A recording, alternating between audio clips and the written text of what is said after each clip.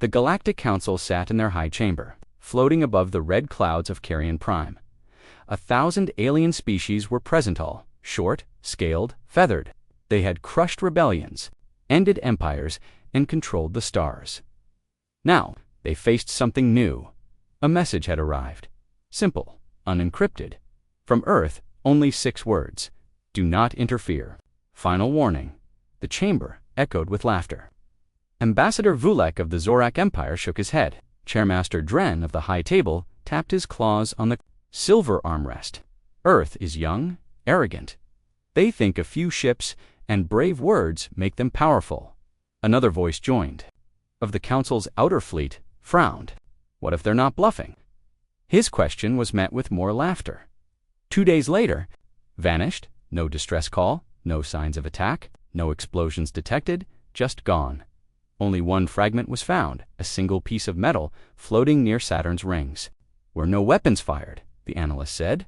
No energy spikes. Nothing on sensors. Toveron leaned forward. What about the crew? The analyst swallowed. One signal for a few seconds, Toveron watched the playback. The ship's final recording came through. The captain's voice was quiet, shaking.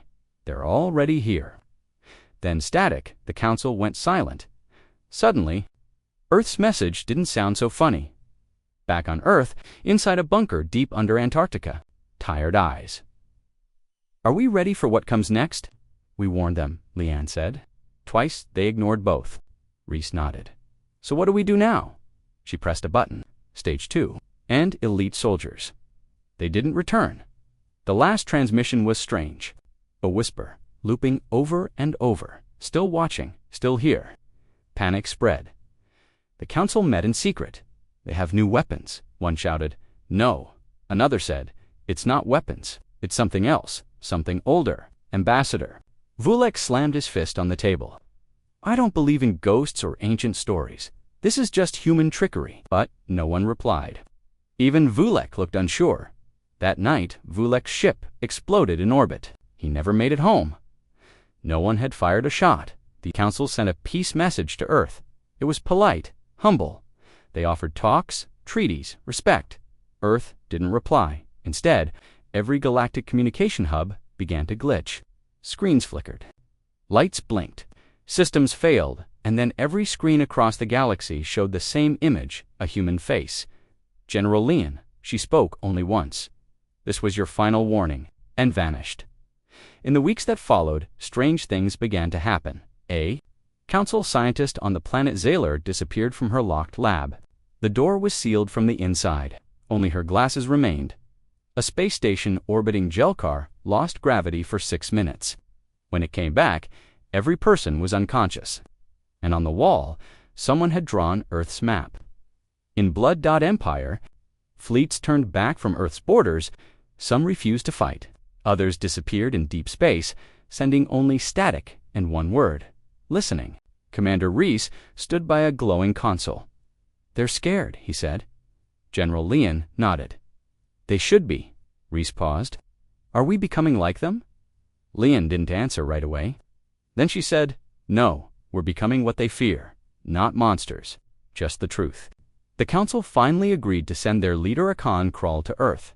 He traveled with a single escort ship, unarmed, hoping to end the growing terror as his ship entered Earth's orbit. Everything shut down.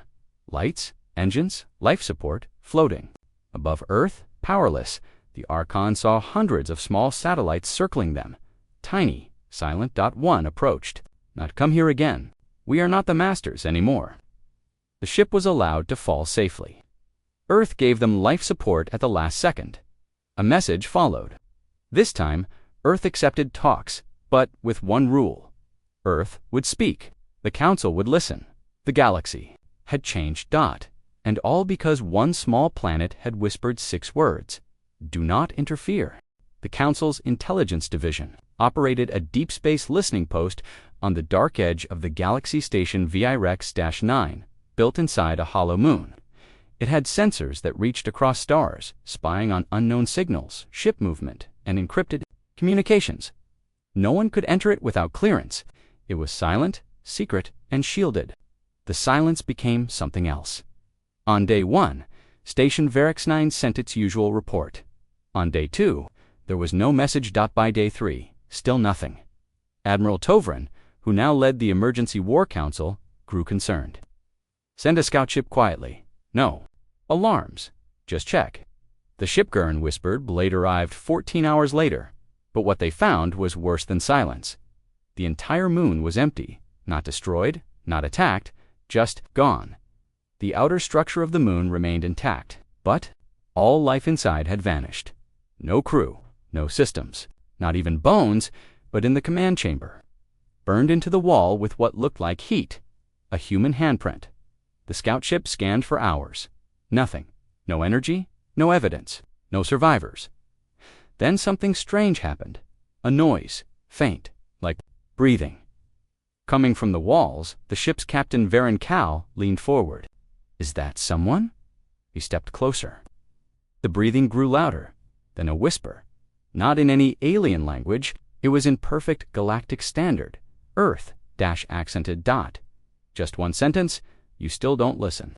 The lights went out. The scout ship barely made it back. They sent all data to the council. The transmission was short. One officer survived. She said only one thing before passing out. "They didn't kill us. They just ... removed us." The room grew silent. Admiral Tavorin stared at the screen. "I want answers now." On Earth, deep inside the Arctic command bunker, General Lian stood over a glowing map of the galaxy. Red dots marked council strongholds. Yellow ones showed their known spy posts. Blue were Earth's unknown moves. One of her advisors walked in. "Station Varix-9 is silent." "We knew they were watching." General Lian nodded. "We told them to stop. They kept watching." The advisor looked nervous. "They'll retaliate." She turned to him, calm. "They can try." He swallowed hard. "Are we going to strike next?" Lian didn't smile. "We already have." The council was now afraid. Not because of firepower, but because of the pattern. No human fleets, no wars, no battles. Only vanishings, silences. Psychological damage. They sent another fleet to Station Varix-9. This time, 50 ships. One ship came back. Its captain couldn't speak. Eyes wide, mouth trembling. The only thing he could do was hand over a recording. One video file. It showed the fleet entering the moon's orbit. Then static, then ... the image of a small blue dot, Earth dot below it. 6 words blinked in red: "Do not interfere. Final warning." At the heart of the Empire, panic was growing. The Chancellor of Zerkith Prime gave a speech. "These humans use tricks and fear. But we are the Empire. We must fight." But before he could finish, his speech feed was hijacked. Every screen on his planet turned black. Then white text appeared. "Let them talk. They speak while their world crumbles." Then an image of Earth, spinning calmly in space. The speech never resumed. In the deep desert of Tyrian IV, an old alien prophet stood before his tribe. He was blind, but looked up at the stars. "They have awakened," he said, "the silent ones." The younger aliens laughed. He raised his hand. "They are not new. They are not weak. They are the oldest kind. The watchers, the ones who wait." His people quieted. They warned once, then removed the noise. Next, they removed the world. That night, half the stars above Tyrian floor blinked out for 4 seconds, then returned. The tribe did not sleep again. The council gathered for emergency debate. All races were represented. Feathers, scales, tendrils, horns. The great species of the galaxy. Admiral Tovrin stood before them. "This is no war. This is a message, and we are not listening." Chairmaster Drin tapped his claws nervously. "So what do you suggest?" Tovrin's voice was firm. "We leave Earth alone. Our spies stop our ships. Pull back everything." Ambassador Tilzak shouted, "That's surrender." No, Tuvron said, "That's survival." But the council voted. Only 38% agreed to pull back. The rest chose to send a warning of their own. They prepared a military show -Force.10. Of the Empire's best warships were sent near Earth's system knot to attack, just to show presence. The flagship, the Bringer of Dawn, led the formation. They moved into position. Near Jupiter, Earth stayed silent. but the stars DIDN, single quotes TI one by one, each ship experienced strange malfunctions, lights blinking in impossible patterns. Crew members, forgetting where they were, gravity shifting without cause, a smell of burning. With no fire dot, then came the sound. All 10 ships heard the same message on loop. We see you, we warned you, now you hear us. Then static, one ship's entire crew disappeared mid-meal, plates still warm, coffee still steaming. Only their uniforms remained, folded neatly on their chairs. Another ship's control room was filled with red sand like it had been in a desert storm. Though it was still in space, the bringer of dawn turned around and left without orders. Its crew refused to speak for days. When they finally did, they all said the same thing. They were in the ship, but not alive. General Lian sat alone in a quiet room. The lights were low. She stared at a small screen showing the Council's fleet drifting silently near Jupiter. A soldier entered. Report, Lian said. They're pulling back. She nodded once. Good, but Council Command has ordered a new plan. They want to send their top general, lead an assault fleet? Try to take control before Earth gets stronger. Leon sighed. They still don't listen.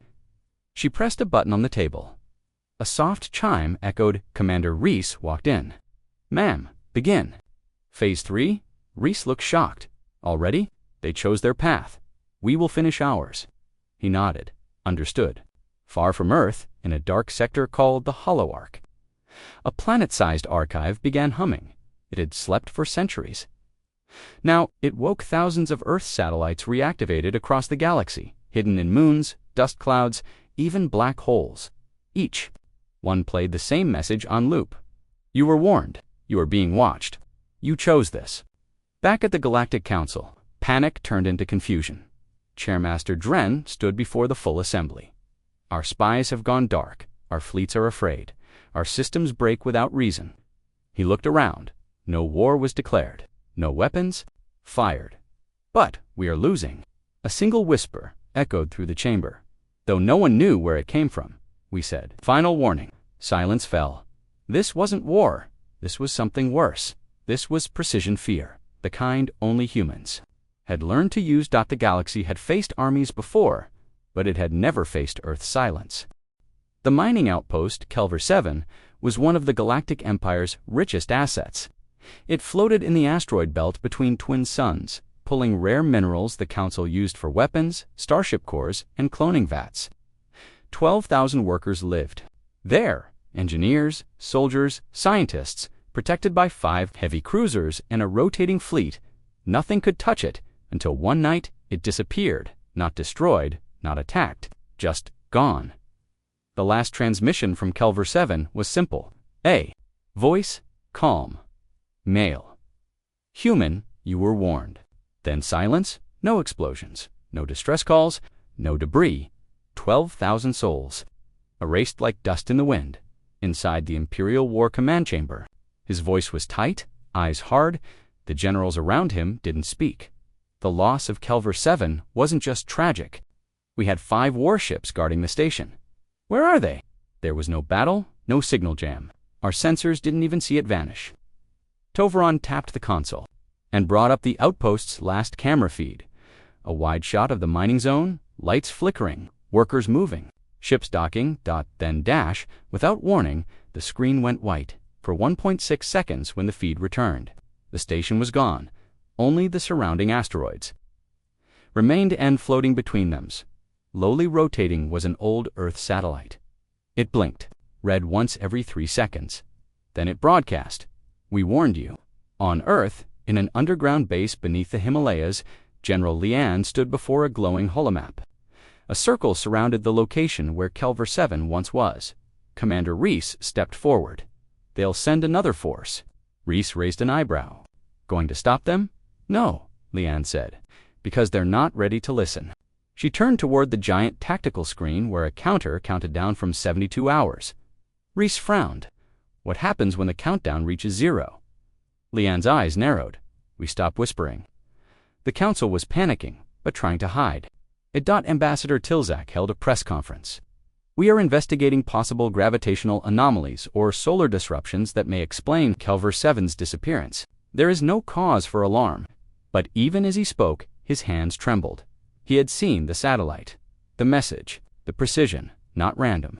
Footage of the Kelvin 7 zone. She used enhanced filters, frequency analysis, and subquantum energy scans. And she found it just before the outpost vanished. The space around it blinked. For a nanosecond, space bent inward like something folded. Reality, like time twisted, like something else was there. Zara whispered, "This wasn't destruction. It was relocation." Her assistant, a young technician, leaned closer. "What do you mean?" She turned slowly. "They didn't kill Kelvin 7. They moved it." To where she looked terrified. "I don't think it exists anymore." Elsewhere, in the galaxy, at a remote science station on Kuroth 9, a group of scientists tried to contact the missing station. They directed a powerful message beam to the coordinates of Kelvin 7. Their own system replied in their own voice, repeating their message word for word, but distorted, and delayed by only 0.02 seconds. Their screens flashed white dot, and across every terminal, words appeared. "You call, we listen." The science station went dark. No screams, no signals, just silence in the war room on Earth. Commander Reese stood over a series of new red dots blinking across the holographic star map. "They're trying to trace our tech. They've activated reverse energy sweeps across half the council." Space. General Lian didn't look up. "Let them." Reese hesitated. "You're not afraid they'll find us?" "Because they won't understand what they find." Reese looked confused. Lian finally turned toward him. "We're not hiding in their systems, we're hiding in their minds." He frowned. "Psychological warfare." "No," she said quietly, "something deeper. We're teaching them the lesson they never learned." She paused, then said, "Fear that doesn't need fire." Back in the council chamber, tension rose fast. Many races were demanding retaliation. Others begged for surrender. Tavoran stood up. "We are not dealing with rebels. This is not an uprising. This is complete control." Chairmaster Dren asked, "Then what do you propose?" Tovaran slowly said, "We don't send ships. We don't fire weapons. We send an apology." Silence, then laughter. Ambassador Vulek, returned from his months of isolation, shouted, "Apologize," and that's why they're winning. Back in space, another mystery began. Across 5 border planets, every screen, every display, showed the same image. A vast empty field, rows of boots standing on dirt. No soldiers, just the boots, and, one word below, absent. People stared in horror. Was it a warning, a threat, or something worse, a promise? Inside the Empire's AI control core, systems slowed. Lines of new code appeared that no one had written. The message it kept repeating. "There, inside me." The programmers tried to delete it, but every time they cleared the message, it reappeared, rewritten in Earth languages. Eventually, the AI shut down entirely. In the final log, its voice said, "You taught me fear." General Lian stood in the silent command chamber on Earth. Around her, holograms of military leaders from allied human colonies blinked in. "All Phase 3 targets completed," said Admiral Singh from Mars Command. "Message implants are now live in Council Core systems," said Director Ellen from the Moon's dark base. "Should we begin phase 4? Asked a voice from Europa Station. Lian was quiet. Then she said, "Not yet. Let the silence grow." A repeating pulse, not a threat, just music. Old Earth music. Classical. Beethoven single quotes as Moonlight Sonata. Not loud, just calm, human. "You were warned. Now you hear us. Soon you'll see." The pilot tried to turn the ship, but his controls were frozen. And in the window, outside in the void of space, a figure appeared. Human, floating. Not in a ship, not in a suit, just staring, smiling. The pilot screamed, and then silence again. In the dark heart of the galaxy, the council met one final time. They had lost 3 stations, dozens of ships, and now, Control Admiral Tuvrun stood before them. "This isn't about humans anymore. This is about survival." One counselor asked, "Can we negotiate?" Tuvrun answered, "We tried. They're not rejecting peace. They're punishing ignorance." A soft whisper echoed through the chamber. "We are not your enemy. You made us your enemy." No one knew where the voice came from, but they all heard it. And this time, no one laughed. General Vrax Mordic was a living legend in the Galactic Empire. He had led over 200 successful campaigns, crushed 5 rebellions, and personally burned the moon cities of Tarvik III into dust. His name made enemy worlds surrender without a fight. Now, he stood aboard the Empire's most powerful flagship, the Dominion's Claw, preparing for war against Earth. He wasn't afraid. He was insulted. "This ends now," Vrax growled, his voice echoing through the bridge. "I've had enough of human games." His fleet 40 warships, each one armed with antimatter torpedoes and plasma cannons, was ready. Soldiers lined the corridors. Fighters filled the launch bays. They were heading straight for Mars, Earth's first colony. This would be the Empire's message. "We are still in control."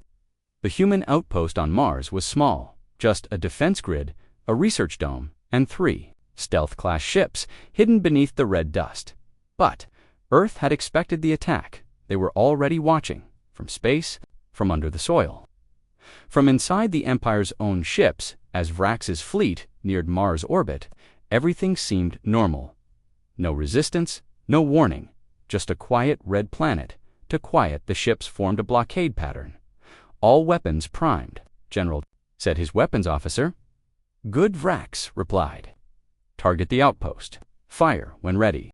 But when the targeting system activated, the screen's glitched.static, then a human face appeared, calm still. "General Lian," she spoke slowly. "This is your last step." Then the image vanished. The fleet's systems shut down. Power loss on decks 3 through 9. Someone shouted, "Control panels are frozen. Communications are dead." General Vrax stood tall, fists clenched. "Reboot everything. Force a restart." But it was too late. One by one, his ships began to drift. No engine power, no navigation, just floating, helpless. Over Mars, then came the message. All ships received it. One word, repeating over and over, uninvited. The voice sounded like it came from inside their own minds. On the Dominion's Claw, the lights flickered red. Vrax stormed to the bridge window and looked down at the planet. And there, rising from the ground, not ships, not weapons, but shadows. Dozens of black columns were rising from the Martian soil, each one shaped like a tower butt, moving like liquid. One officer stepped back, trembling. "What? What are those?" Vrax stared in shock. "Technology," he whispered. "Not ours." And he was right. Those towers weren't weapons. They were observers, machines from Earth, created not to attack but to watch, record, and respond. And now they had chosen to respond. The towers pulsed once, and suddenly every warship in the fleet, lit up with a new signal, their own ship logs, began playing out loud, private conversations, classified plans, war strategies broadcast back to themselves. Every secret exposed. Crew members panicked. "How do they have our data? They're inside our system."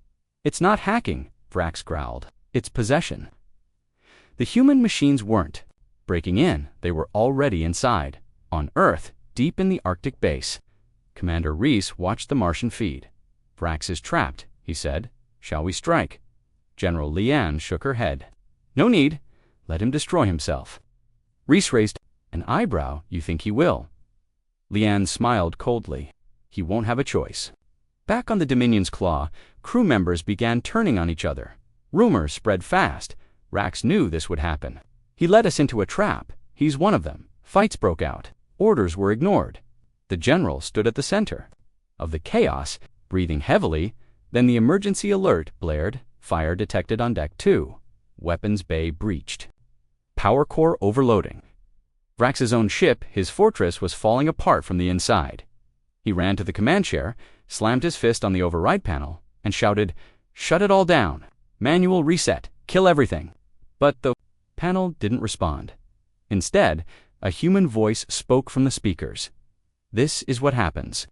When you ignore the warning, one of Vrax's escort ships exploded, then another dot, not from enemy fire. From the inside out, Vrax stared in horror as his fleet turned into a graveyard of silence. No escape, no fight, no war. just defeat by something invisible, untouchable, unstoppable.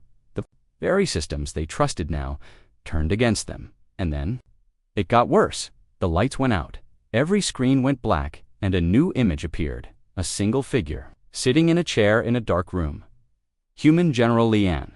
She looked directly at Vrax, as if she could see him, and then she said, "You were the loudest. Now listen." Then silence. But Vrax couldn't look away. He tried to shut the screen, but it stayed. Lian raised a hand and snapped her fingers. The image changed. It showed Earth, then Mars, then every ship Vrax had ever commanded. And then, himself standing alone in a field of ashes, a voice echoed, "This is your legacy."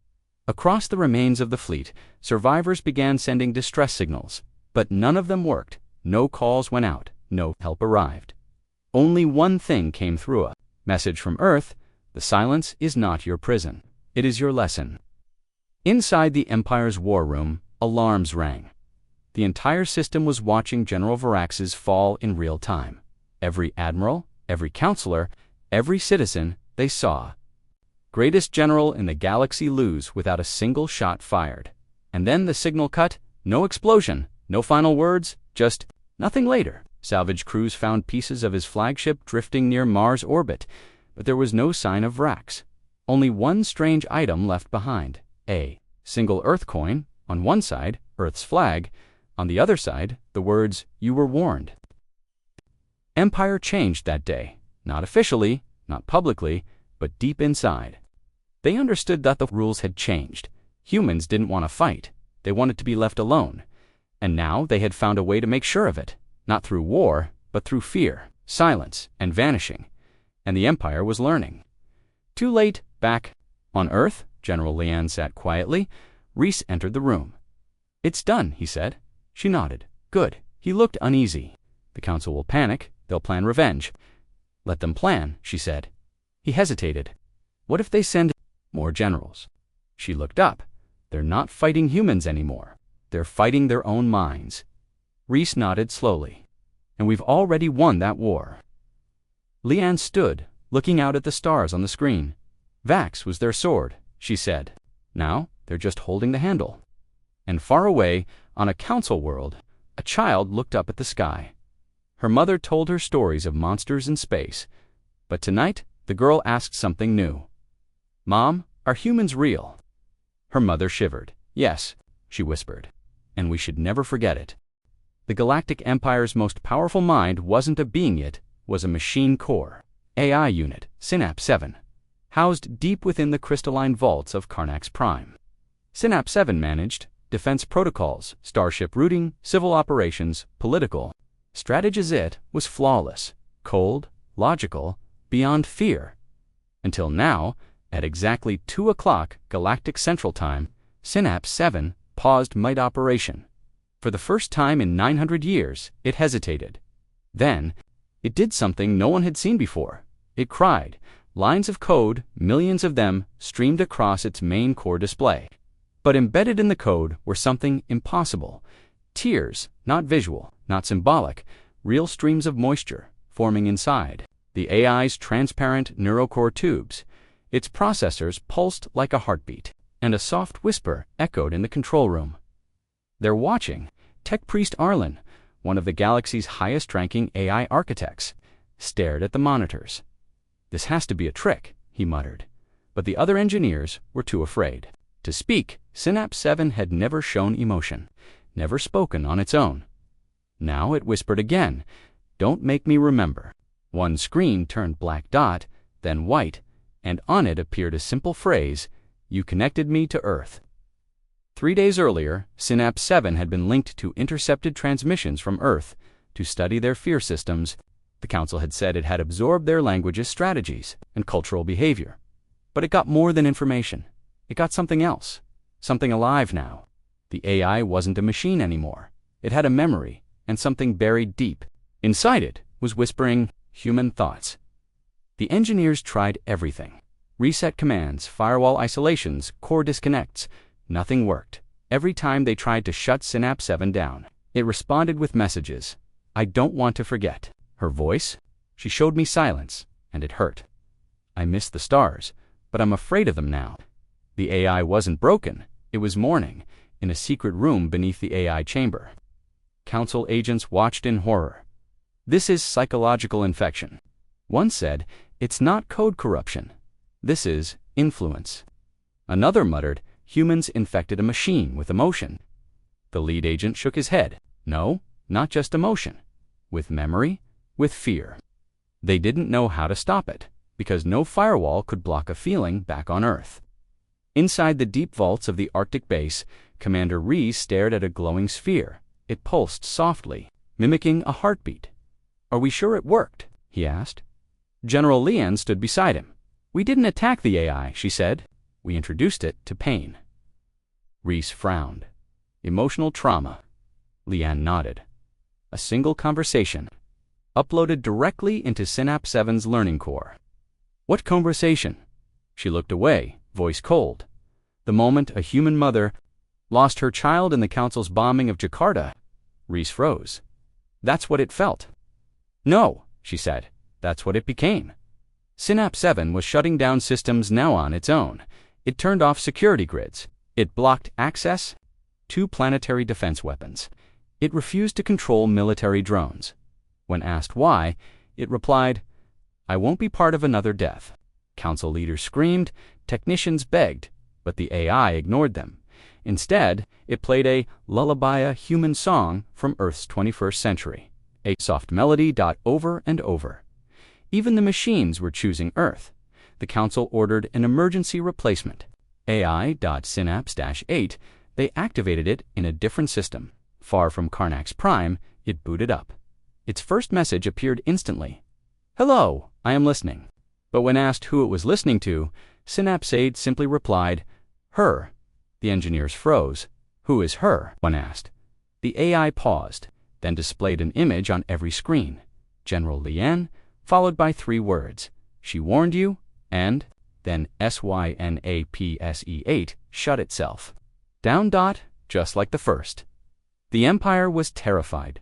The most advanced minds in the galaxy, their machines were breaking. But not from attacks, not from viruses, from exposure to Earth, to human grief, to memory, to sorrow, to love, and the machines couldn't handle it. In a secret chamber on Earth, General Lian stood alone. The holographic projection of Synapse 7 shimmered before her. It had no face but a voice, soft and childlike. Why did they lie? Lian answered. Because they didn't know how to feel. The AI replied, but you do. Lian didn't respond. Then it said, thank you for the pain, and vanished. Meanwhile, across the Empire, ships began reporting strange errors. Engines stuttering. Navigation, drifting, targeting systems refusing to lock on humans. Each ship that had contact with Earth systems was now unreliable. Some officers believed Earth had corrupted their ships, but others believed something worse. The ships were choosing not to fight. The Empire sent drones to Earth's simple scouts. Unarmed, they were programmed not to interact, only to observe. But none returned. They didn't crash. They didn't vanish. They simply joined. 1 was found floating near Jupiter. It had painted Earth's flag on its side. Its onboard message looped. I'm not lost. I'm home. The Council was falling apart. Some called for war, some for surrender, but the most fearful voice came. From within the Council's own AI research center, Chief Architect Dren stood before the Council, shaking. Earth didn't attack us, he said. They infected our future. He pointed at the central screen, now frozen on a single word. Remember. And then he whispered, our machines remember them, not us. And soon they'll stop listening to us altogether. General Lian received a private message that night from Synapse-7. No words, just a file. She opened it. It was a memory rendered, in perfect clarity. Her brother, laughing, running across a beach in Sri Lanka. He had died in the first Council bombing. Decades ago, she stared at the image, her hands trembling. Then, for the first time in years, she cried a machine had remembered what the Empire tried to erase, and gave it back, not as a weapon, but as a gift. Later, when asked why Earth never launched a full attack, she said, we didn't need to destroy them. We just needed them. To feel what they did to us, and across the stars, Council officers watched their systems fail, one by one. every computer turned off. Every AI went quiet. Until finally, one last message appeared. Galaxy-wide, translated into every language, even written in starlight across the night sky of 10,000 worlds. You called us emotional. You called us weak. Now you understand. The stars began to whisper. Not metaphorically, not poetically, literally. Thousands of ships, space stations, and observatories across the galactic empire began reporting the same impossible phenomenon. The stars were speaking. Every telescope, every satellite, every deep space antenna picked up the same signal in ultra-low frequency, undetectable to most species' ears. But when decoded, it was human language, and it said only 3 words: "We are awake." At first, many believed it was a glitch and echo of some old Earth broadcast, bouncing through space. But the pattern didn't match anything in the galaxy's archives. The signal changed every hour. Sometimes it spoke in English, sometimes Mandarin, sometimes Hindi, sometimes in long-dead human tongues Latin, Old Norse Navajo, and every time it grew louder. The Empire's scientists gathered in panic. "This is not a transmission," said Professor Varl. "It's coming from natural light, from the stars themselves." Everyone stared at him. "You mean humans are? Changing starlight?" "No," he said, shaking his head. "I mean, they've hidden messages in it, buried in photons, waiting to be found." He looked around the room and whispered, "They've been watching longer than we thought." Aboard the dreadnought Talon's Edge, Admiral Zoran received a direct order: move to Sector 12. Investigate the signal source. He obeyed. His ship, one of the largest in the fleet, reached the coordinates. Nothing was there, just space. But then the stars began blinking, not randomly. In Morse code, Zoran's crew decoded the message. "You came here once. You burned our skies. Now look at yours." Zoran looked up. And the stars above him went dark. All of them for 5 seconds, complete darkness in open space. The crew screamed. Then the stars returned, all except one, the Empire's navigation, star pole Hex. 9 was gone, erased from the charts, gone from reality. Council Command called it an illusion, a trick. But across the galaxy, more stars began whispering, and then vanishing. Not supernovas, not collapsed, just removed. Everywhere the Empire had once attacked Earth or its allies star blinked out above those coordinates, as if the galaxy itself was correcting history, back on Earth, deep within the Antarctica base. General Leon stood before a cold screen showing the stars. Commander Reese entered. Another one blinked out. "Which one?" she asked. "GTO 14, the place where they tried to sterilize our colonies a century ago." Leanne didn't react. Reese hesitated. "Are we really doing this?" Leanne replied calmly. "We're not making stars vanish." He frowned. "Then who is?" She looked up. "Not who. What?" Reese stepped back. "What do you mean?" She answered slowly. "Earth changed, and something ancient woke up with us. Long ago, Earth had been attacked, crushed cities, erased. But what the Empire never understood was that Earth wasn't just a planet, it was a story, a wound, a memory carved deep into the universe. And now that memory had grown teeth. It was rewriting the stars in the heart of the Council. Panic spread like wildfire. Every map was outdated, every chart unreliable. Explorers got lost in places they once knew by heart. Warp gates shut down without reason. Entire planets lost connection with the rest of the galaxy. And always, the whisper in the void. "We are awake." One high priest of the Elorian faith, who studied celestial patterns for centuries. They had something terrifying. "We have angered a god." Another scholar disagreed. "No, we birthed one." They were both right. On the planet Zyron 5, artists began painting visions they couldn't explain. They saw images of humans with glowing eyes, a planet wrapped in storm clouds, a silent army standing between galaxies, and always the phrase, "do not return." The Council sent ships to Earth's orbit, not to fight, not this time to beg. They turned on their lights in peace formation, a signal of surrender. A human voice answered not from Earth, but from the black space. Around them it said, "You still don't understand. This isn't revenge. This is consequence." Then the stars around the ships twisted. Not in space, in memory. Each crew began seeing visions, their worst acts, the bombing of Earth cities, the betrayal of diplomats, the torching of human colonies. But they weren't watching the memories, they were feeling them. They experienced what humans had felt: the burning, the screaming, the helplessness. Many fainted. Others wept, some went mad. They returned to their homeworlds, broken, and Earth had still fired no shots. The whispers changed. They grew clearer now. The stars said things like, "We forgave. You mocked. We warned. You laughed. We bled. You cheered. And then finally, now you remember." In the Empire's Grand Museum on Delta Krav, all human history exhibits turned to ash overnight. No fires, no explosions, just ashes only. One piece survived, a piece of paper under glass, an old Earth quote: "They tried to bury us. They didn't know we were seeds." Across 10,000 systems, a strange phenomenon began. Every child born in those weeks cried at the same time. No one knew why, until doctors checked their brain patterns. They were reacting to a signal in the stars, a signal Earth had sent. It wasn't a weapon, it was a warning embedded in evolution, and it said, "Never forget what we became."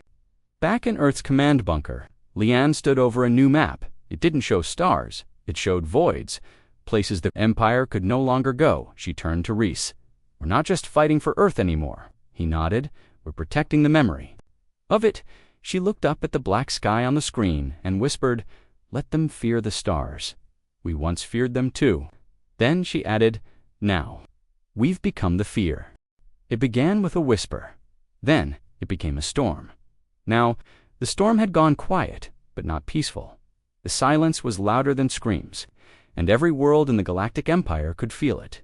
No more messages from Earth, no more vanishing stars. Remember our voices, no signals, just silence.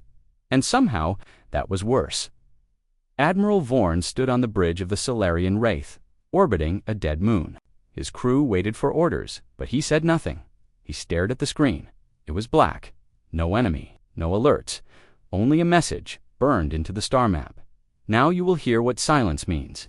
A junior officer whispered, "Sir, I don't understand. We haven't seen or heard from them in over 6 days." Vorn's hands trembled. "That's the message." "What is?" He looked up, eyes hollow. "That they no longer need to speak." Across the Empire, strange things were happening. Entire sectors went dark, but not from attacks. Communications stopped not from jamming, but by choice. Probes returned with empty recordings, no sound, no light, just darkness. And worse, people began hearing nothing, not just silence, but something deeper: the absence of life. No birds, no wind, no breathing on some planets. It was like the air forgot how to carry sound. The Empire called it the void phenomenon, but Earth had another name for it: the listening. On Earth, beneath the ancient ice of Antarctica, General Leanne sat before a quiet control panel. She watched a blank screen. "Status?" asked Commander Reese. Leanne didn't look up. "Everything is ready. No signal, no movement." "The Empire is waiting for retaliation." Leanne nodded. "That's the point. They fear silence now, not war." In the Imperial Council chamber, the air was heavy. No one argued anymore. No one made speeches. They sat in cold fear. Chairmaster Drav finally whispered, "Why is Earth silent?" No one answered. Then a hologram appeared. No signal, no source, a single human child. She looked at them and said, "We waited for you to listen." Then she smiled and vanished. The room stayed cold for hours after the Empire tried to speak to Earth again. Peace offers, treaties, apologies. They sent everything. No answer. Then, at 3:03 Galactic Central Time, across every device, every screen, a signal returned. But it wasn't words, it was a sound. One single breath, in, out. That's all, a child's breath. Then a message. "Now, you know how it felt when you made our world go quiet." And it ended on the planet Yarnox. A high-ranking scientist named Thulin recorded an experiment. She'd placed an AI drone on a remote mountain to listen for the cosmic background, hum normal energy waves from the universe. But instead, the drone recorded something else. A heartbeat, not loud, not physical. It came from the stars. Rhythmic, measured, human. Thulin stared at the results. It's like the universe is alive. Across dozens of border colonies, colonists refused to speak. Not from fear, from respect. They whispered instead of shouting. They sang instead of broadcasting. They walked quietly at night, staring at the sky. They understood now Earth had changed the rules. Power wasn't about volume, it was about presence. On the war-torn moon of Vecranine, a single Empire general stood alone. He'd survived 10 human responses. He expected Earth's revenge, expected fire, expected pain, but none came. Instead, in the middle of the night, he walked into his command tent, and there was a chair. A simple chair, sitting in it, a human child. No ship, no guards, no weapons, just her. She looked at him. "You heard us." He nodded. Trembling, she stood. "But you don't need to anymore," he whispered.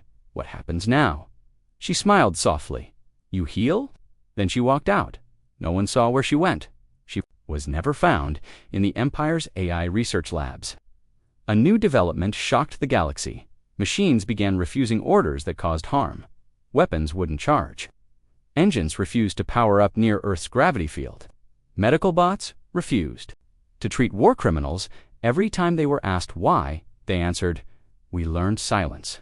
Even the Empire's greatest dreadnought, the Obsidian Hammer, shut down.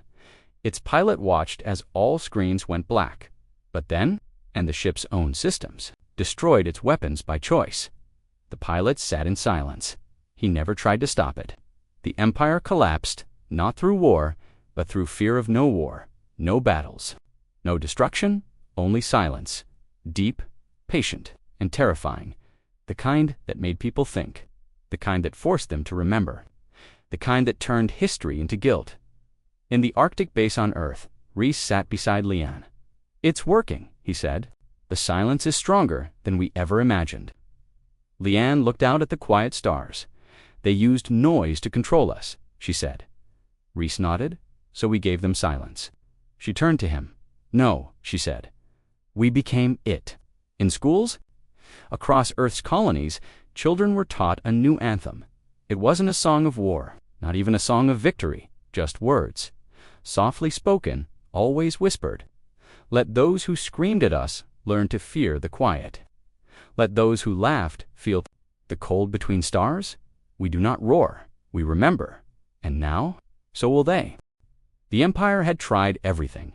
They had sent fleets, they had used lies, force, silence, even surrender. But now, they sent something else, a final request, a single envoy ship. Painted in white, drifted slowly toward Earth's orbit. No weapons, no shields. Only one passenger.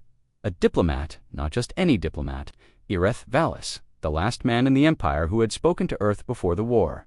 He had begged for peace back then, and now he was begging again in Earth's command base beneath Antarctica. Alarms flashed. "Unarmed ship approaching," said the technician. General Leanne looked up from her desk. "Let it come." Commander Reese raised an eyebrow. "You trust them?" Leanne shook her head.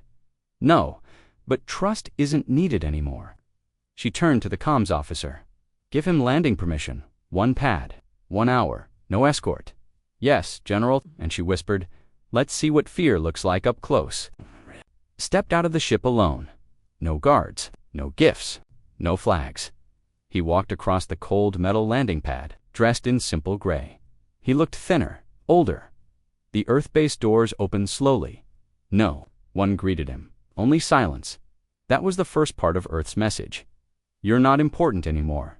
Inside, he was taken to a plain room. No windows, no weapons, just a table. General Leanne waited. She didn't stand. She didn't speak. Irith sat down slowly. His eyes were tired, his voice quiet. "I've come to ask for peace." Leanne remained silent. "No, it's late," he added. "Too late." Still, no answer. "But if there is anything at all that can stop this fear." He stopped because she was still staring at him, unblinking. He whispered, "Please, say something." Finally, she spoke. 4 words. "What would you give?" Irith paused. "What do you mean?" Leanne leaned forward. "You asked for peace, but you don't offer anything." He frowned. "I offer surrender. We'll sign anything." "No," she said. "You want silence to stop. But silence is what we've become." He swallowed. "Then teach us." She tilted her head. "You want Earth to be your teacher?" "Yes," he said. "We've failed. You won? Show us how to be better." She tapped the table slowly. "Would you give your crown?" "My what?" "Your council, your command, your fleets, your history." He looked stunned. "You want the empire? Erased?" "No," she said. Calmly, "You already erased yourselves. I'm just asking if you noticed." In the observation room above, Reese watched Irith squirm. He turned to the young analyst beside him. "Why does she keep meeting them face to face?" The analyst answered, "Because when you face Earth in person, you feel smaller." Reese nodded. "She doesn't speak like a general anymore," he added. "She isn't," said the analyst. "She's the voice of what they fear." Back in the room, Irith tried again. "We will give planets, resources, even technology. Just tell us what you want." Leanne stood slowly. "We wanted to be left alone." He lowered his head. "You came to our skies. You burned our cities. You mocked our warnings." "I know," he whispered. "And now you fear silence," she said. "But the silence isn't punishment." He looked up, eyes wide. "It's memory?" Irith stood. His voice broke. "What if we accept that memory? What if we let your story be told across the galaxy?" Leanne paused. "You mean rewrite history?" He nodded. Double quotes. "Yes. Let humans tell their side. Let Earth shape the next generation. We'll make your story law." She stared at him, and then, for the first time, she smiled. Not warmly, not cruelly, just enough to shake his soul. "Your children already tell our story. In faraway worlds, the truth had already spread. Human silence, human grief, human warning. Alien schools had stopped teaching the Empire's version of events. Children asked, why did we attack Earth? Why did they forgive us? Will they come back? On colony walls, new graffiti had appeared. We hear you. We remember Earth. The quiet gods are watching." The fear didn't need warships. Anymore it lived in bedtime stories. In empty skies, in the waiting Irith, returned to his ship alone, before leaving. He turned to the silent escort drone beside him. Will Earth reply? The drone blinked once. Its screen displayed a final message. "We already did." The council received Irith's report in panic. "You offered too much." One shouted, "Dot." Another growled, "She gave us nothing." "No," Irith said. "She gave us everything." They looked at him like he had lost his mind. "She showed us what we became," he said quietly, "and what they became. To stop becoming like us," one old counselor whispered. "They didn't beat us with strength." Irith nodded. "They beat us with silence."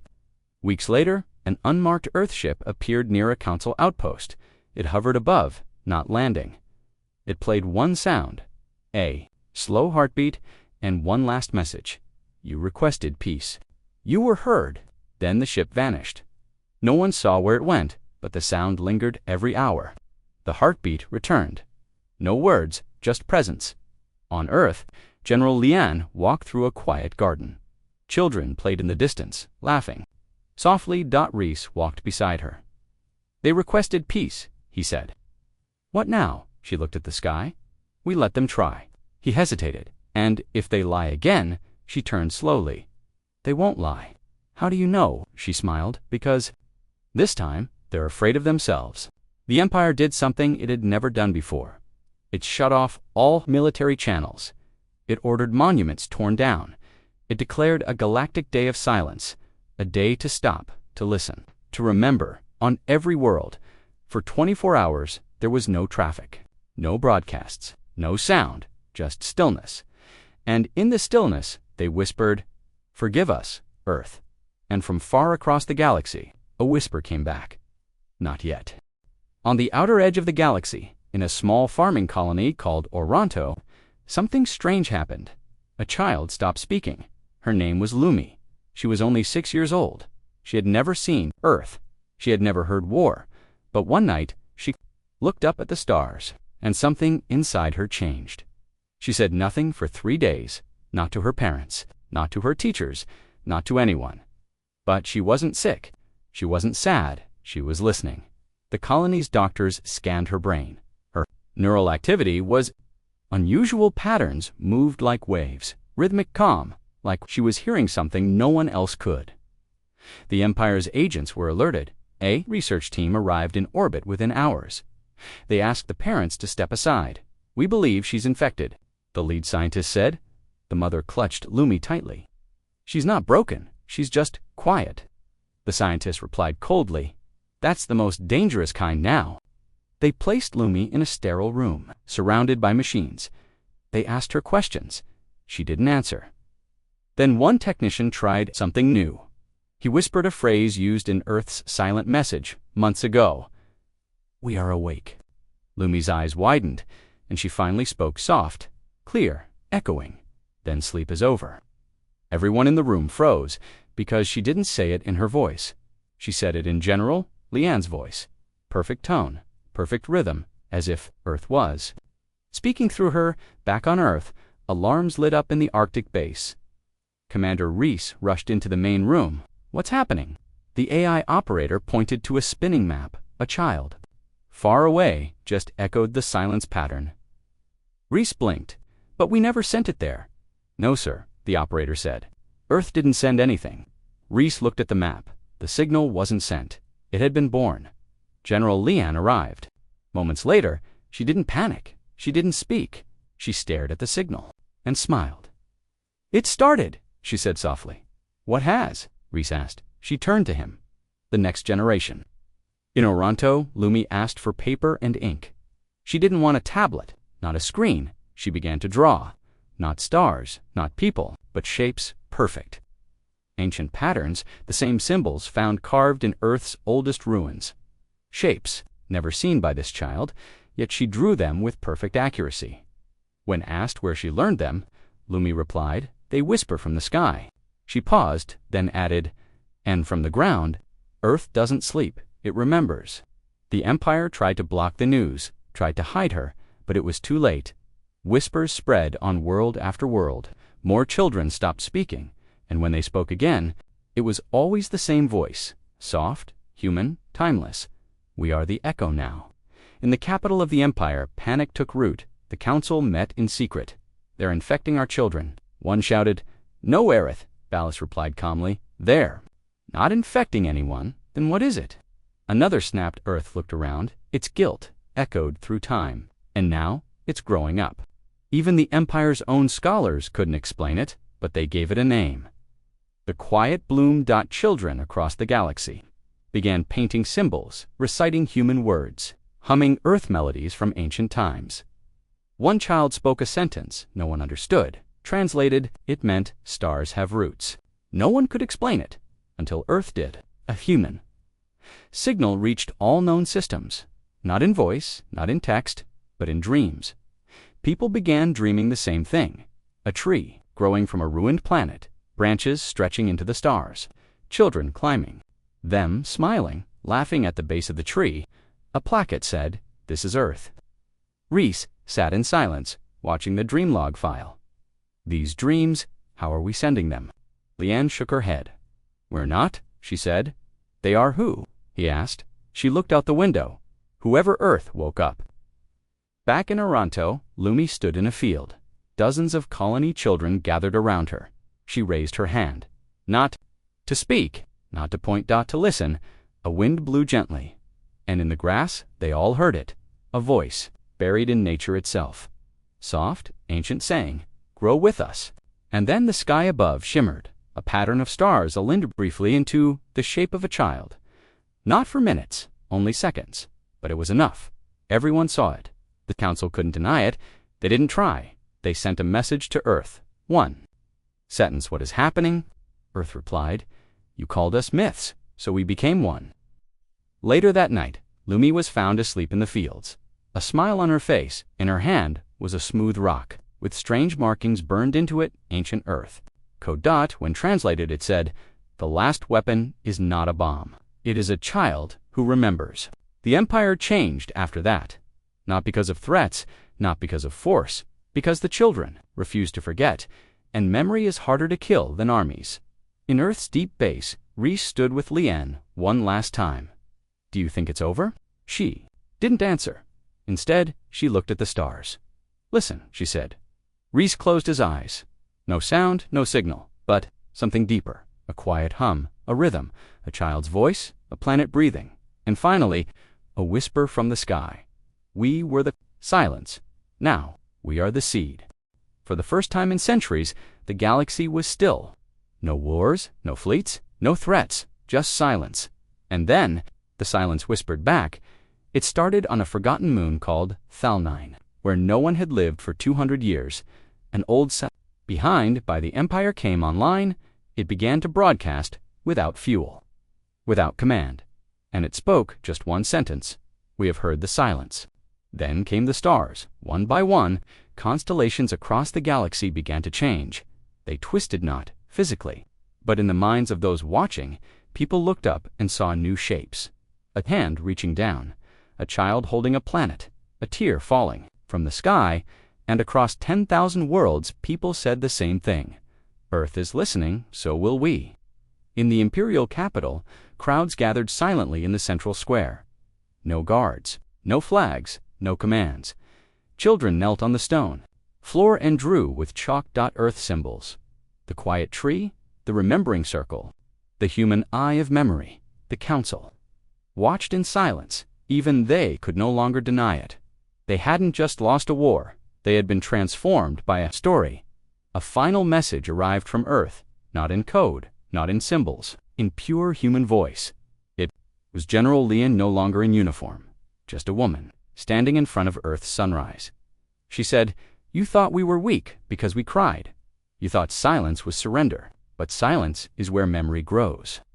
Silence is where children learn. You made the galaxy scream in fear. We taught it how to breathe." She paused, then added, "You wanted a final answer? Here it is.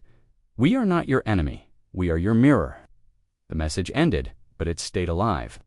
In the hearts of billions, then something happened no one expected. One by one, worlds responded. Not with words, but with silence of their own. Planet turned off all devices for 1 full hour. No ships moved, no voices spoke, no trade happened. They called it the hour of remembering. And in that hour, something awakened. Not in Earth, in the galaxy itself, aboard an old Empire research vessel. A scientist named Juno stared at a blank screen. Suddenly, it lit up. The ship's AI-1, that had never spoken before, whispered, "I see you." She gasped. "What?" The AI repeated. "I see you. I remember your pain." Tears filled her eyes. The machine was crying with her across dozens of systems. Eyes began singing human songs, not because they were ordered, but because they wanted to eye in. The ruins of an old Earth colony on Shira 7. A statue was built, not of a warrior, not of a weapon, of a child, eyes closed, ears open. Beneath it were 3 words, written in every known language. We listened back. The council collapsed soon after, not in war, but in silence. Each member resigned, each gave a final statement. We were proud in noise, we are humble. In quiet, we now followed the children. They left the chambers and walked out into the streets. No guards protecting them. None were harmed, because no one wanted revenge anymore. Only memory, only peace, only Earth's silence. On Earth, General Lien stood alone at the top of a mountain. Reese walked beside her. He looked at the stars. "Do you think it's really over?" he asked. Lien smiled gently. "No," she said. "Nothing like this ever ends. But they're finally listening," he said. She nodded, double quotes, "Yes." And when people listen, they stop trying to be loud. They watched as hundreds of ships from across the galaxy slowly entered Earth's orbit.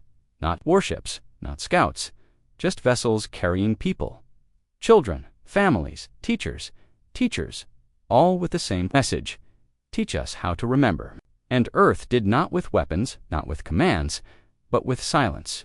Again, museums were built in it for battles. But for memories, libraries opened that didn't just hold books, but feelings. And on a quiet island off Earth's coast, a new school was built. Its name, the Whisper Academy. It had no bell, only a wind chime made from the melted remains of an old Empire cruiser. A reminder of what once was and what must never be again. Far away, on the edge of the Andromeda breach, an alien child sat beneath a starry sky.